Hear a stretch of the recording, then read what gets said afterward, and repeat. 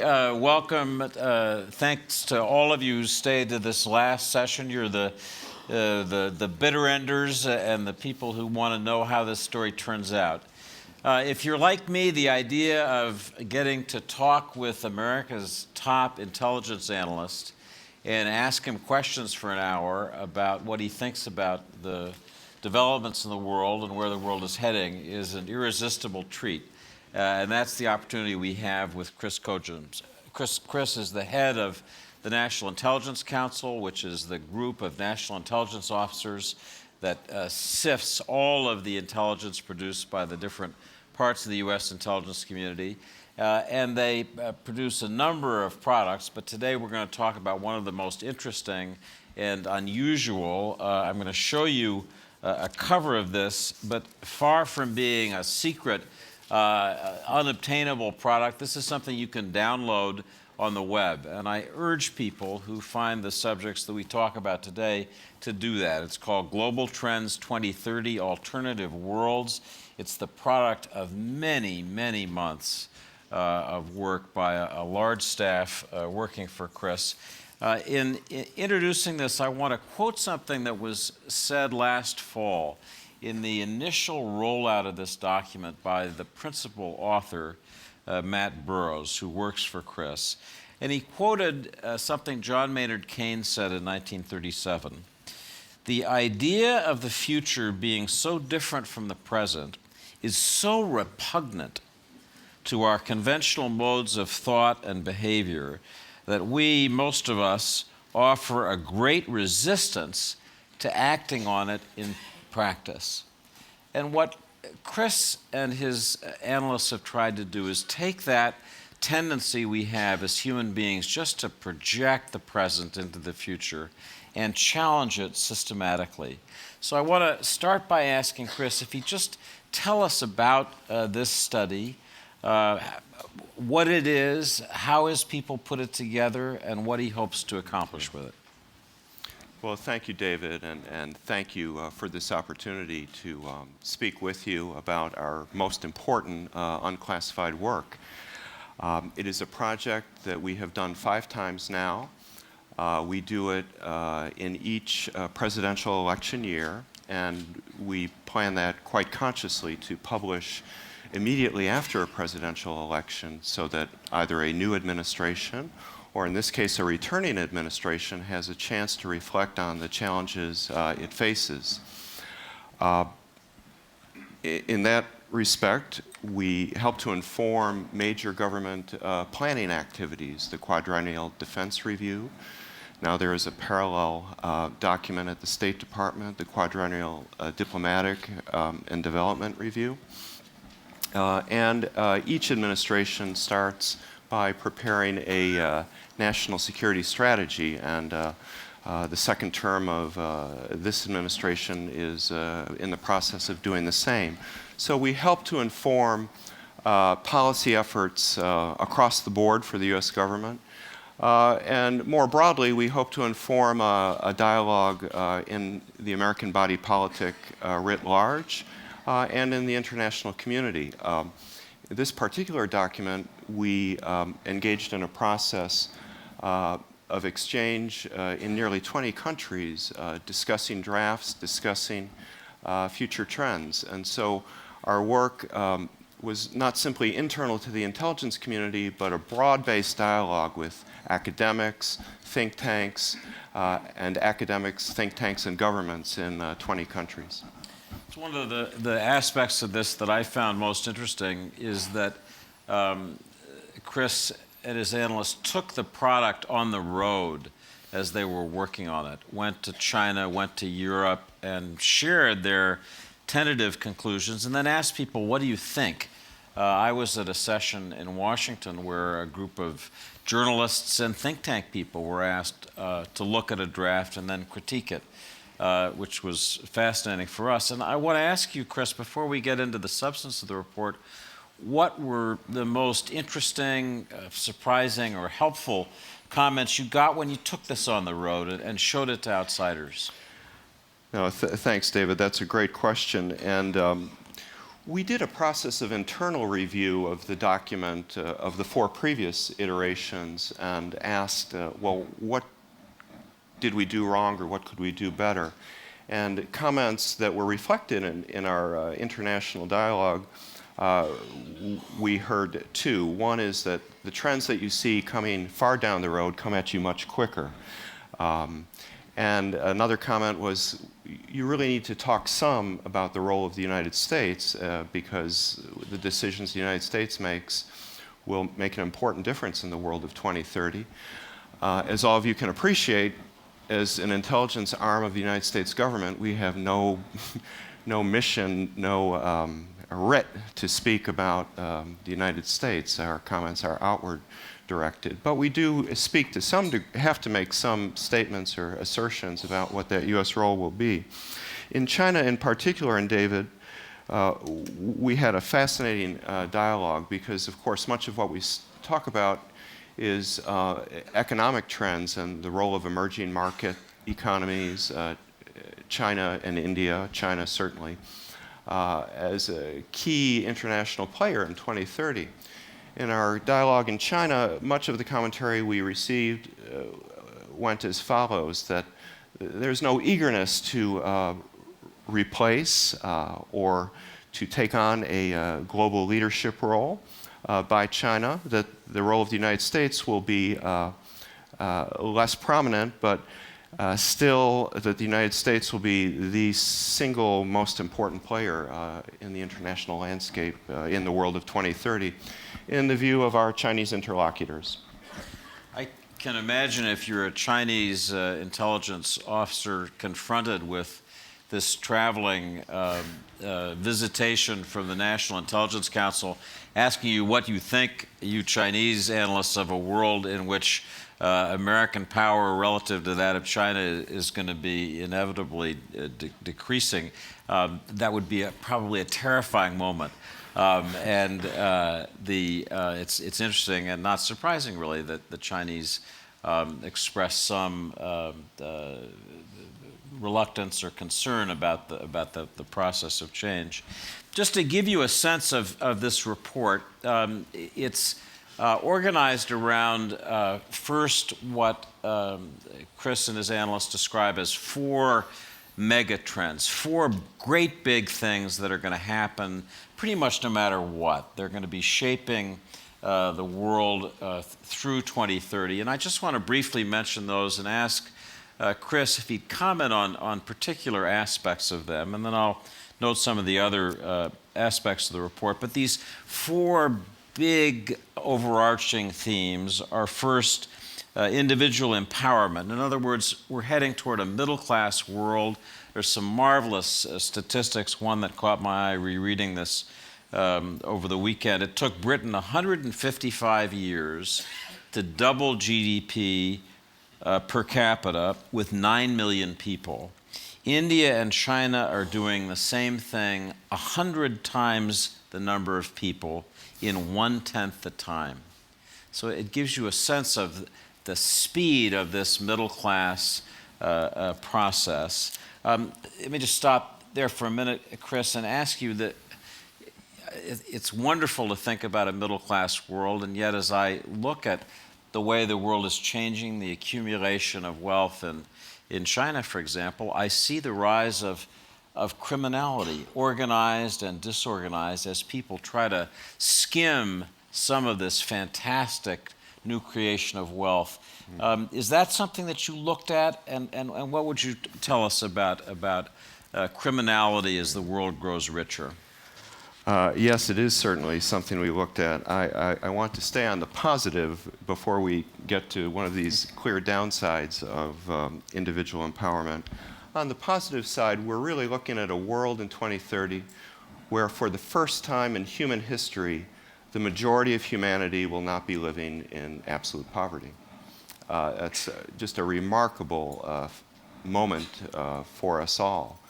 And the global middle class of 1 billion today, by pessimistic projections, would go to 2 billion. And if positive trends continue, it could be as large as a middle class of nearly 3 billion.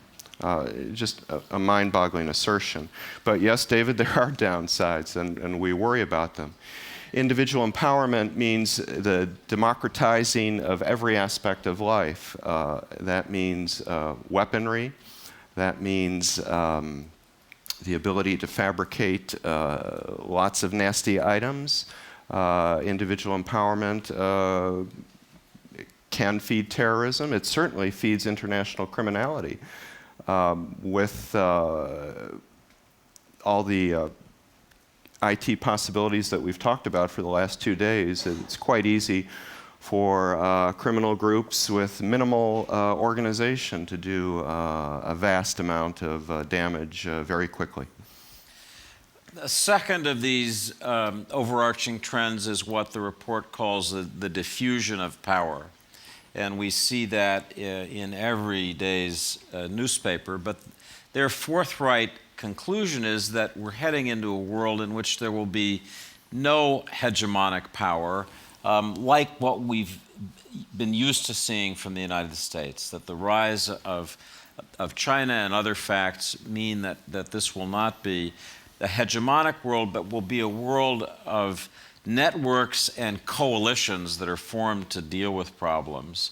And Chris, like most of the things in this report, I can give that a very positive gloss, or I can get very nervous about it. And I'd be curious on your take about what life is like after this hegemony that we've lived through. Well, this diffusion of power is on many levels, not simply the ordering of powers in the international order, but it's the diffusion of power within countries, within societies. And so, in some ways, what's most concerning is that this global middle class will present assertions and desires for participation, desires for services on governments that governments have a very difficult time meeting. So the pressure on all forms of government, particularly authoritarian ones, but democratic ones as well, it will only grow going forward. And I think that's what concerns me the most. On the positive side, that from the U.S. point of view, that yes, the U.S. will be relatively less important a player in the international community, but as this very gathering shows, the transatlantic relationships, the transatlantic partnerships, America's many allies and partners across East Asia as well, that in a world where networks and contacts and your ability to marshal governments and NGOs and private businesses on a whole host of questions, the United States is still, relatively speaking, very well placed in this world of diffuse power. The third element framing the world of 2030 you can sum up as demographics. And we've talked through these 3 days about different demographic issues. This report is particularly interesting in its focus on them. I want to talk about the aging of populations phenomenon, which is highlighted strikingly in one set of numbers I want to share with you. One headline for this group is that on a map of an aging world, Europe is aging most dramatically. Europe is post-mature in the language of this report, with a median population age of over 45. But listen to these numbers to show you how countries will age in terms of their median population age from 2010 to 2030. Brazil, a young country, will go from 29 median age to 35. India will go from 26 to 32.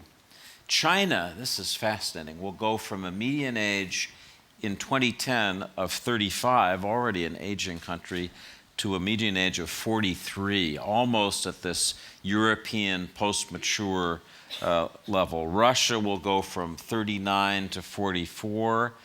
Iran will go from 26 to 37. Iran's had a very serious effort to restrain its population growth. Japan will go from a current median age of 45 to a median age of 52. If you want to think about the challenge for Japanese economic policy generally, there it is. Germany will go from 44 to 49.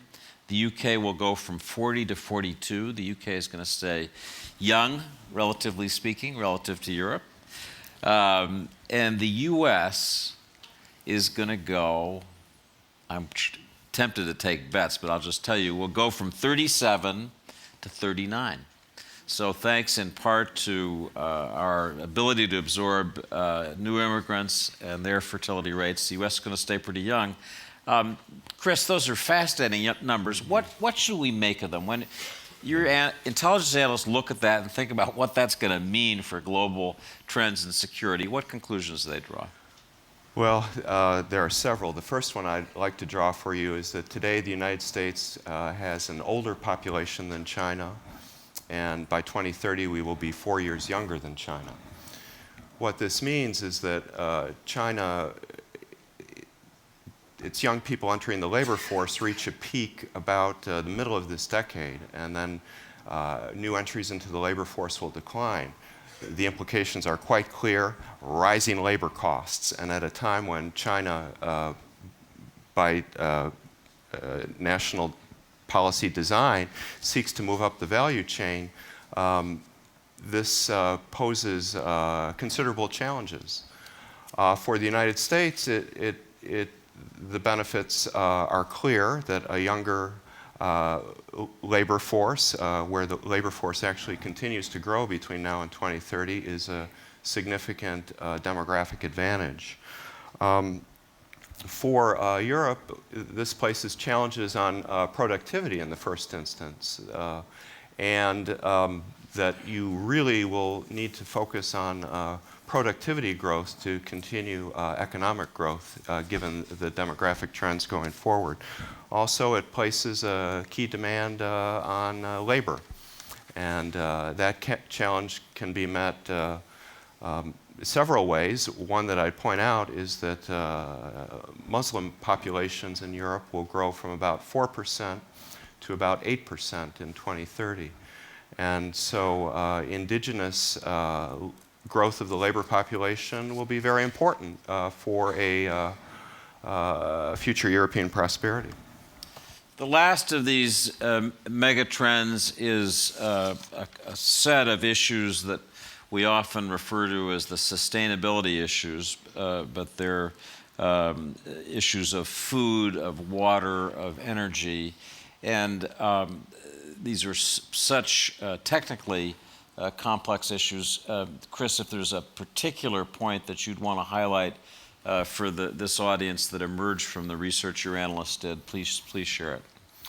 Well, I think the key point here is we see global population rising from about 7.1 billion today to 8.3 billion. So that's a 15% plus growth rate. But resources, it's dramatically different. Food, 35%. Water, 40%. Energy, perhaps as high as 50%. Of all the trends I've outlined here, David, this is the one that scare is not too big a word to use, that would scare me the most. So there really will be a race to produce the food and the resources to really enable these significantly larger middle classes to live the way that their incomes that they desire with that level of income. They will have the income, and they will have the ability to purchase those foods, goods, and services. But for those at the bottom of the pile, it's a great big question mark.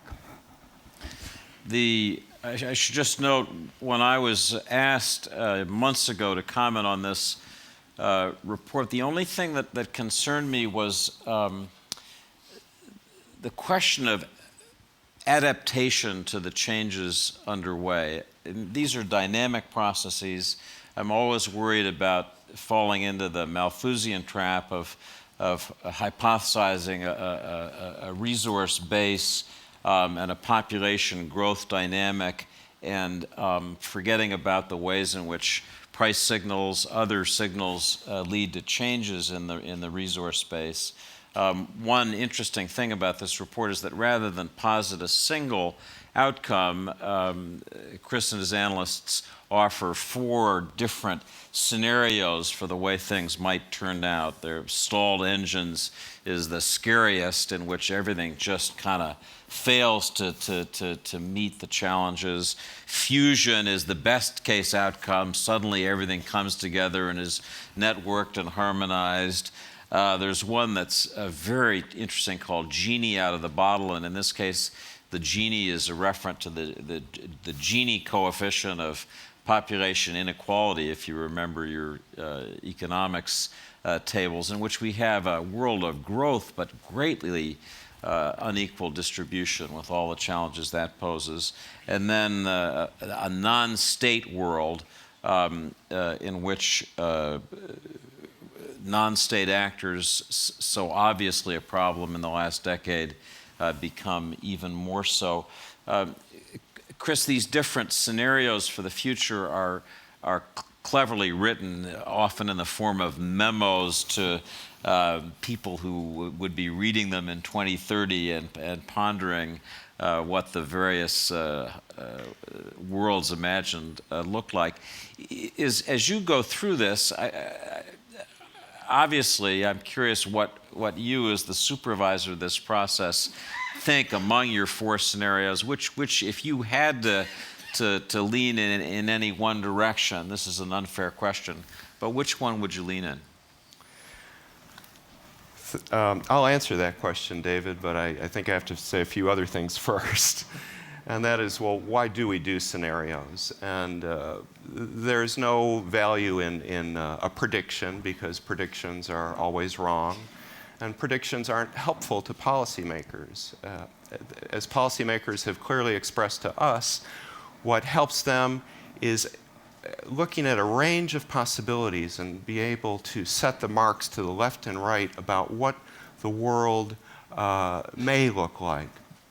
As policymakers deal in a world of vast uncertainty, and our role, frankly, is to help bound that uncertainty and risk going forward. Now, turning to the 4 scenarios, I want to talk about one that isn't here. And it was a scenario that, as we took around for discussion, we got the comment, it's too much of a straight line of trends, that it did not account enough for the likelihood of discontinuity. We can't say what those discontinuities or black swans will be, but we know that we need to take them into account. And so that's why we try to address more starkly the nature of the scenarios before us. I think stipulating, as you do, David, that it's an unfair question, I think the one that's least likely, as we sit here today, is stalled engines. That really is posited on a reversal of globalization and an inward turning by the world's leading economies and countries. Certainly, it posits isolationism in its modern form, if you will, in the United States. Fusion of the 4 outcomes clearly is the most positive, but it too is posited on a crisis where the United States and China come together to avert war and catastrophe. It's posited in this case in South Asia, but it could be elsewhere. But it becomes a driver for a much more intense level of international collaboration and a recognition of the mutuality of interests and in averting conflict. To truly answer your question, David, I think what's going to happen here is there will be elements of these scenarios. It won't be any single scenario playing out. Surely there will be aspects of Genie out of the bottle, even as we have tendencies toward democratization with respect to individual empowerment. if you look at incomes, the trends across much of the world, with the exception of Latin America, but certainly in the United States and China, is toward a much greater inequality and growing differences in wealth within societies. And also, David, we surely will see aspects of the non-state world. Sovereign states matter. They will surely in the world of 2030, but the ability of international corporations, NGOs, cities, state and local governments, the growth of decentralized power on a federal basis within states. We see that in many countries. We're going to see lots of networks and ad hoc partners addressing a whole range of international questions. So I surely see worlds 3 and 4 coming about. I think stalled engines for the moment is one we can avert. And of course, our hopes, surely more than complete confidence in our analysis, would be in the direction of the fusion world. In noting the pace of growth, one statistic that struck me was the statement that in terms of urbanization, the world will add the equivalent of 5 cities the size of London every year from now until 2030, which, if you think about it, is daunting. Also, a strength of this report is that, as Chris said, it tries to take note of events outside the normal distribution, if you will, to avoid these straight line projection dangers. The report calls them black swans after Nicholas Taleb's now well-known comment. I just list a few of the black swans, but if you want to read detailed discussion, again, download the report. One is severe pandemics. We've had hints of that, but this posits really, the thing that we're really frightened of, that the movie Contagion is about. Much more rapid climate change, even than some of the more pessimistic models predict. Another one that fascinated me, and I just refer you to the report because I can't even explain it adequately, is solar geomagnetic storms that have the effect of radically disrupting all of our electromagnetic systems. And then finally, and this is the one I want to actually ask you about, Chris, one of the black swan events that might happen, although it would be a surprise, would be U.S. disengagement from the world. And I want to ask you to speak about that, but also ask about the interesting dilemma that you had in preparing this of having U.S. intelligence analysts analyze the United States. Well, you ask how we do that, and I would have to say very carefully. We've had an ongoing process of dialogue with our policy counterparts, so above all that our thoughts are ones that they're engaged in, are well aware of, and at least with respect to the United States, surely have some role in shaping. And it goes beyond the bounds of my role at the National Intelligence Council to so state, but I will state that as I look across our senior levels of government, there is intense international engagement and a very strong consciousness of the role that the United States does, and in the view of our policy counterparts, should play on the international stage, that the role of engagement is vital for peace and prosperity, full stop. So I want to turn to the audience for your questions. I'm going to ask one more question of my own from Chris, because I think we owe it to this audience in the Brussels Forum to offer some exposure of these ideas. One of the interesting discussions in the report is about the likely future of Europe in 2030. And there are three scenarios for Europe. One is collapse of the euro and all of the attendant social and political, economic dislocation.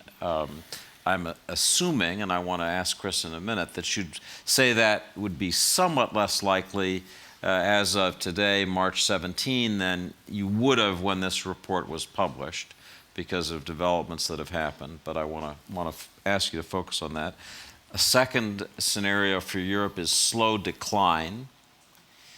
And the third is renaissance. And that's a scenario that imagines a real federalist breakthrough in Europe and a different kind of governance and activity.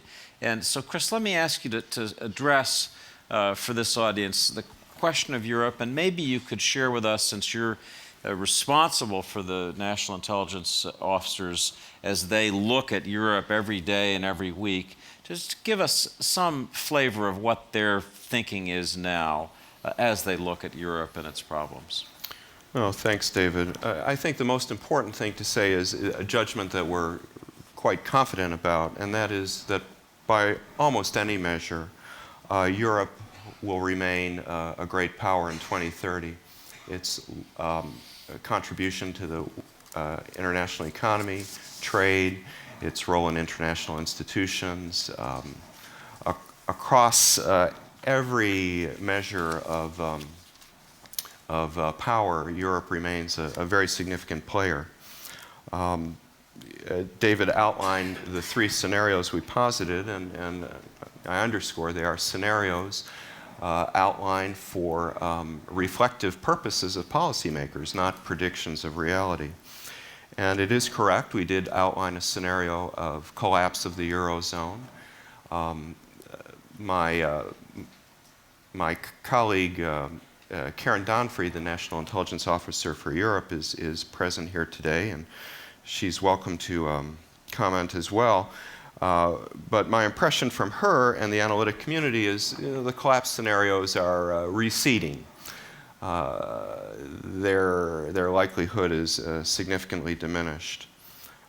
Slow decline perhaps is your middle of the road scenario, but I want to focus my comments here on Renaissance and what has changed since we were first drafting this report is very clear, decisive leadership, internal to the European Union about its future. Now, the timeline can be open to some question as to whether it's fast enough, and there will certainly be questions about domestic political support for implementation of further integration, but I think we've been impressed at the commitment to further integration within the European Union. In addition, of course, one of the topics discussed earlier in this forum revolved around transatlantic trade and investment, the partnership, the TTIP. And it's certainly a point of great interest to the analytic community that you have leadership making political commitments to a very significant expansion of free trade. And if this is realized, economic analysis alone indicates to us that this will have a significant benefit in the direction of the Renaissance scenario. I do need to say a word about the role of the United States here, and in the world of 2030, of course, the relative economic importance of the United States and Europe and Japan are relatively diminished. And this simply underscores for our policymakers the importance of the engagement theme, working much closer with allies and partners across the board that as the world becomes more multipolar, and it's in the danger of becoming less multilateral, there's a greater need for cooperation, networks, and commonality of purpose, certainly across the Atlantic. So let me turn to the other side. I want to just share one last little nugget of fact, because it was so striking. The report does not talk a lot about Russia's role in power sharing. Russia's pretty much a flat line in the graphs that are shown expressing power distribution.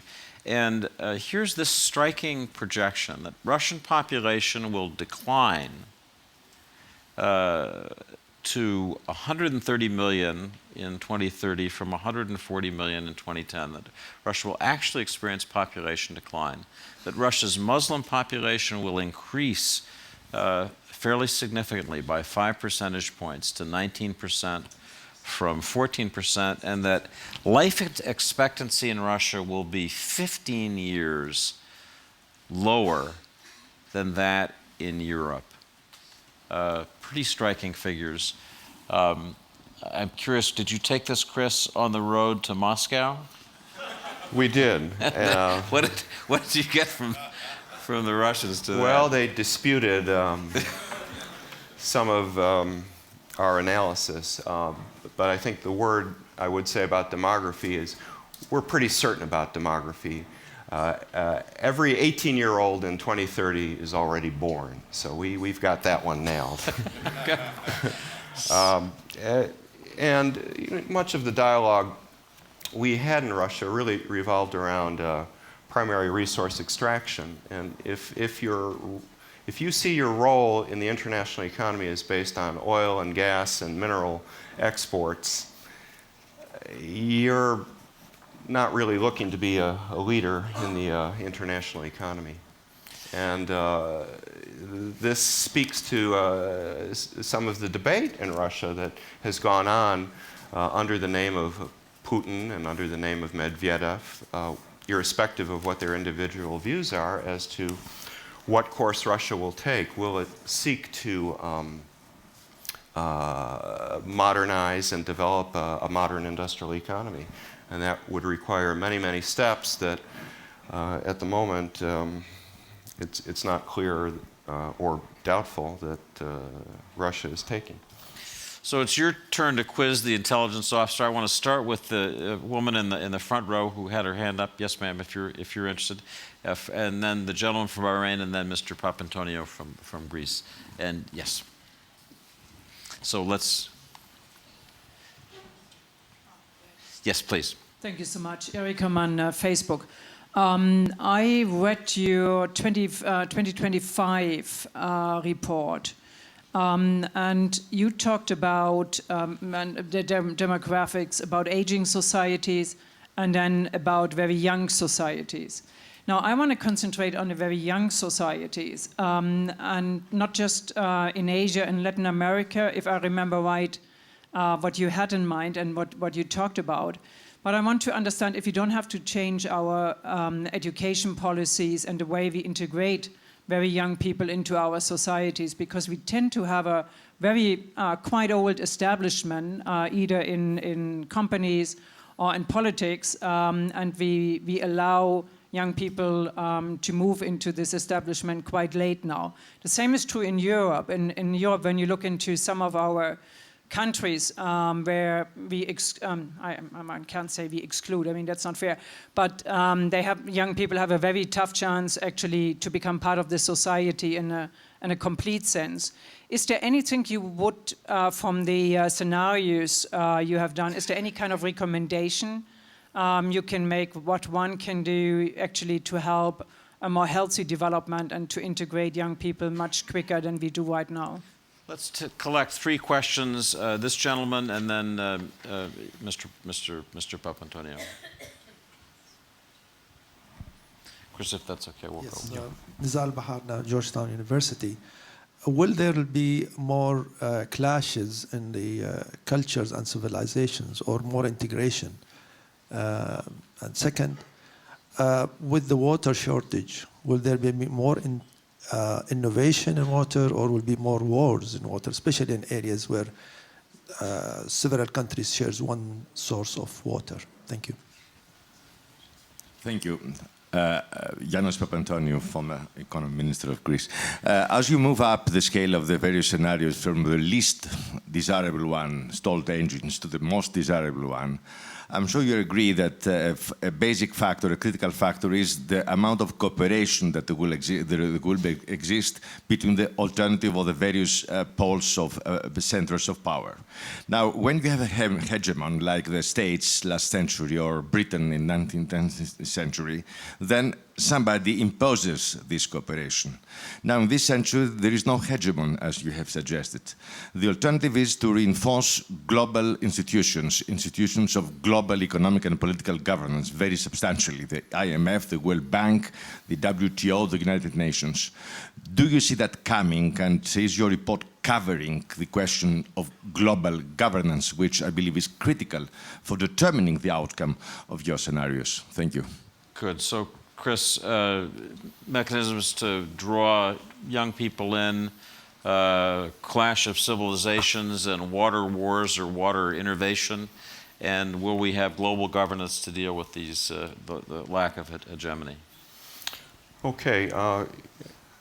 If I could take them in reverse order and start with global governance, we do speak pretty forthrightly on that question going out to 2030. And frankly, we see growing difficulties in the area of global governance. The reform of international institutions, intergovernmental cooperation, we see as more difficult. And this relates directly to the diffusion of power in the international order, and, as I said, within societies. So even where government leaderships are more willing, the domestic politics, irrespective of whether you're a democracy or not, get very hard. That said, I think the point I would make about international cooperation is that leaderships in every country are staring at the same problems. What became clear as we took this document around is that elites in China, India,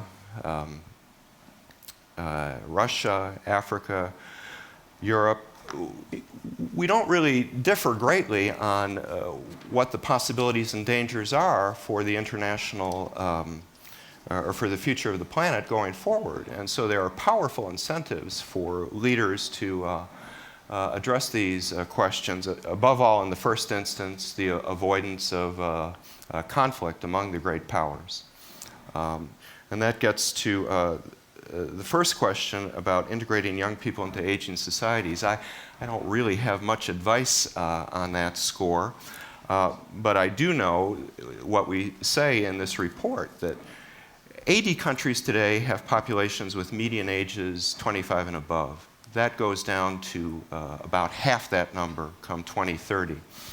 And this is in some ways very useful for the international economy, because most conflicts take place in countries and within countries that have high median ages. To illustrate my point, come 2030 there will still be a median age below 25 in places such as Afghanistan, Yemen, Palestine, the Horn of Africa, and not within Russia as a whole, of course, but within Chechnya. So when you have young populations, it's simply an added complicating factor, particularly in places where you have significant development of the economy or political institutions, and in some cases, looming state failure. So the challenges of aging societies and very young societies are quite different, but one benefit of the changing demographics of the planet that we've seen over the past 20 years is a diminution in conflict, and demographics has a role to play there. Turning to the water question, will there be water innovation? Will there be conflict over water? I think the answer is yes. That we will see significant innovation in the efficiency of the use of water. That hinges above all on pricing. Technology plays its role, but if water is for free, it won't be used very efficiently. And I think governments are starting to understand that. Half the world will be under water stress come 2030. There are 200 major river basins which cross international borders. 40% of the world's fresh water crosses international borders.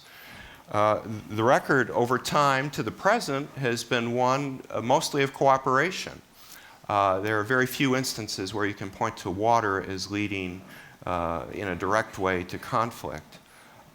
So we can take some heart from the historical record here that governments have found ways, at least until now, to work out these problems. So I see many hands raised, but I see one hand raised which is a commanding one, and that's from my boss, Mr. Craig Kennedy, who, as we all know, is a tough cop. So with apologies, I'm going to suggest two things. First, do download this report. I mean, as interesting as Chris's comments have been, they're just really the beginning of what you'll find in the report. And then perhaps when we're finished, people could, if Chris has a moment, come and chat with him and raise individual questions. And I apologize to people that I wasn't able to call on you. I have been asked by Craig Kennedy to say just a few words in closing our session.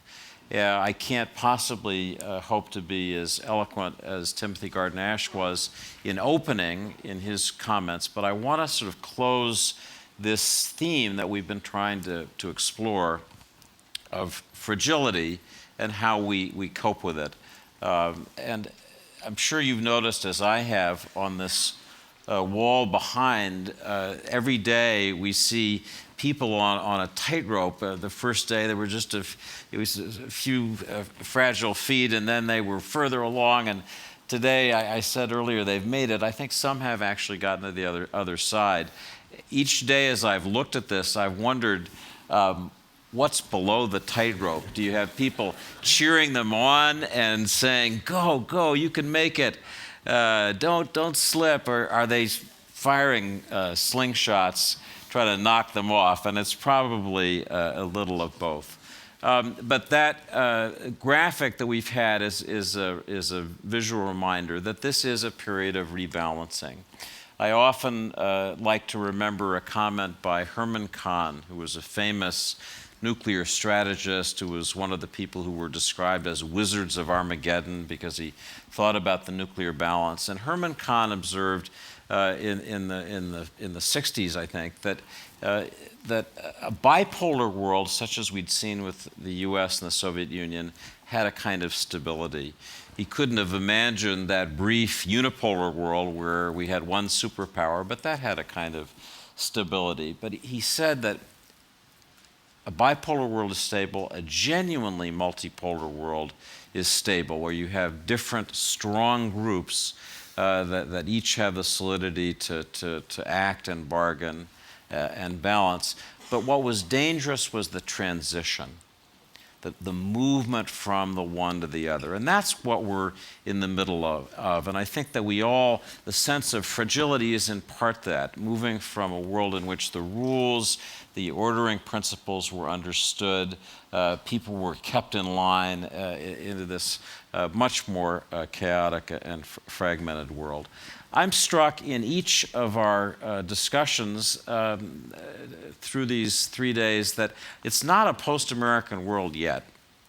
I keep coming back in different discussions, whether it's talk about energy, new forms of energy, surprising American energy production and maybe even dominance, or to me, absolutely fascinating discussion with Mike Froman and the rest of the panelists yesterday about the Transatlantic Trade and Investment Partnership, that in an interesting way, there's a sort of re-upping, a recommitment by the United States after this extremely difficult decade in which Europeans felt often alienated from America, the European anxiety about the phrase pivot to Asia, which I think we can all agree was overdrawn.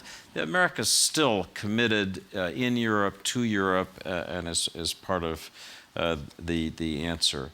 When I think about globalization, another feature of many of our conversations, I'm struck by the way in which the process of globalization plugs local elites into this global grid in a way that helps generate wealth, share knowledge. This process of diffusion, becoming a middle-class world, is part of, I think, the way in which globalization shares information, economic expertise, and wealth.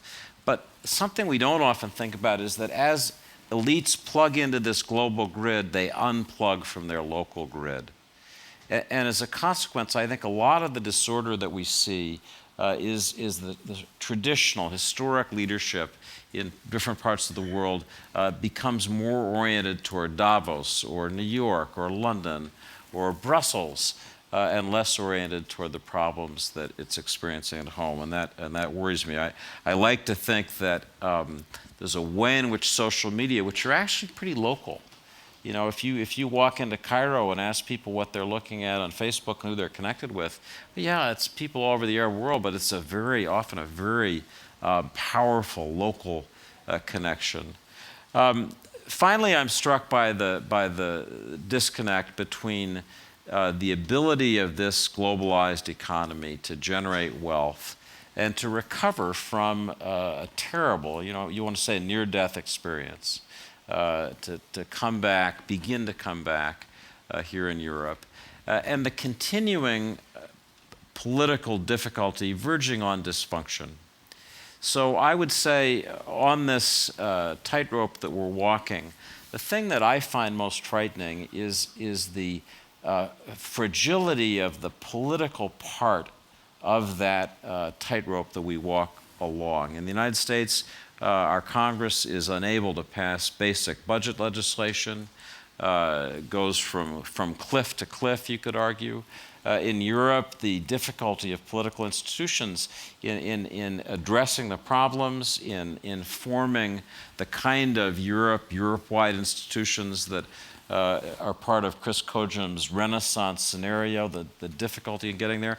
I look at the experiment in democracy in the Muslim world that's taking place in Egypt.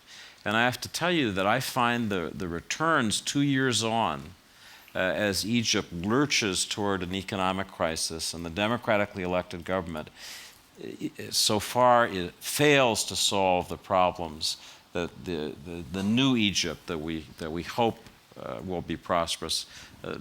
Those difficulties worry me. So I want to close again with this image of our movement along the tightrope. I hope we'll be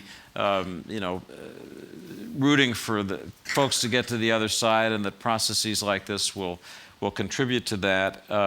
It's fascinating that this conference shows we can describe our problems with precision, but solving them seems as difficult as I can remember in my time as a journalist. So I want to close on that somewhat hopeful, somewhat pessimistic note, and invite everybody to come back to what I hope Craig will promise us will be Brussels Forum number 9. And thank you all for being here through these 3 days. David and Chris, thank you for ending the Brussels Forum on as high an intellectual note as we started. That was really a tour de force by both of you, and we're very appreciative. We are greatly appreciative of all the people here in the audience. We're going to go down to a reception in just a second. Let me just do one last set of thank yous. I want to thank our longtime partners, the government of Belgium and Daimler. I want to thank BP, the OCP Foundation, Ministry of Defense of the Republic of Latvia, Bank of America, and the government of Montenegro. They really help us a lot this year, and it's been just terrific. And then there's a very long list of other partners that have helped us in various ways. We are very, very appreciative. The last thing you can do today when you leave is, if you have compliments, you can talk to Nicola Leitner, who's over there, who really runs this show.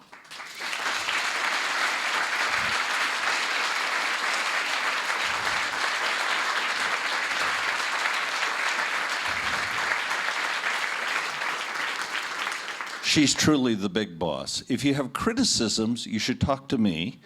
And I hope you feel that the comments and suggestions we got last year, we tried to integrate a lot of them into the changes this year. If you don't like something, let me know. If you've got a great idea on something we could do that would make a difference, we would appreciate it. Many, many thanks to all of you. Please join us downstairs for the reception, and we'll see you next year.